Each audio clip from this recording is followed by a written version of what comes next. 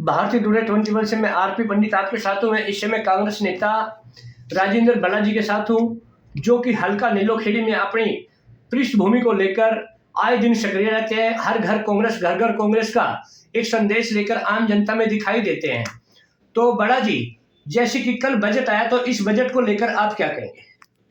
सबसे पहले मैं आपको, आपके दर्शकों को धन्यवाद करता हूं, तो नमस्कार करता हूं और आपके चैनल का धन्यवाद करता हूं और खासकर आपका धन्यवाद करता हूं कि आपने मुझे अपना मंच दिया अपनी बात रखने के लिए। मैं जहां तक आपका सवाल आपने पूछा है कि बजट ये पिछली तरह ही आम घिसा पीटा बजट है। इसमें कोई सुविधा किसी भी वर्ग को नहीं दी गई है। हमारा युवा वर्ग है, महिला है, व्यापारी है, कर्मचारी है, किसान है, किसी भी वर्ग को कोई राहत नहीं दी गई। किसानों के लिए कोई इसमें कोई खास सुविधा नहीं दी गई है। और जहां तक बजट, जो शिक्षा पर कुछ भी बजट नहीं देगा, स्वास्थ्य में कोई किसी प्रकार की कोई वो नहीं दी गई, इससे आम आदमी को कोई राहत नहीं मिली है। और जो होना चाहिए था, किसी प्रकार से कोई सुविधा जो युवा वर्ग को, बेरोजगारी बहुत बड़ा मुद्दा इस समय देश में है, महंगाई सबसे बड़ा मुद्दा है, उस पर कोई कंट्रोल करने के लिए कोई सिस्टम नहीं बनाया गया है, जो कि इस समय बहुत जरूरी है। सिर्फ और सिर्फ घिसी पिटी बातें वो ही करके 56 मिनट में बजट पेश किया कर दिया गया है।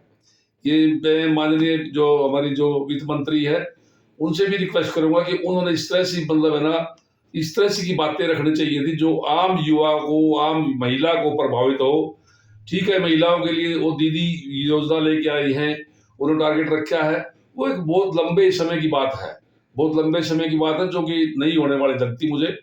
और इसी तरह जो है ना, और जो युवाओं के लिए भी जो कोई स्कीम लेकर आनी चाहिए थी, बेरोजगारी को रखने के लिए कोई सिस्टम बनाना चाहिए था, जो कि नहीं बनाया गया है। वही घिसा पीटा बजट है और इससे कोई राहत मिलने वाली नहीं जनता को।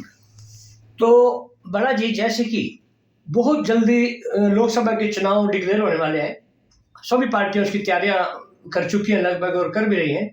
तो आपको क्या लगता है कि जब पिछली बार बीजेपी की 10 सीट थी हरियाणा में, तो इस बार कांग्रेस पार्टी ऐसा क्या करेगी कि उस चुनौती को स्वीकार करेगी या उस चुनौती से लड़ेगी?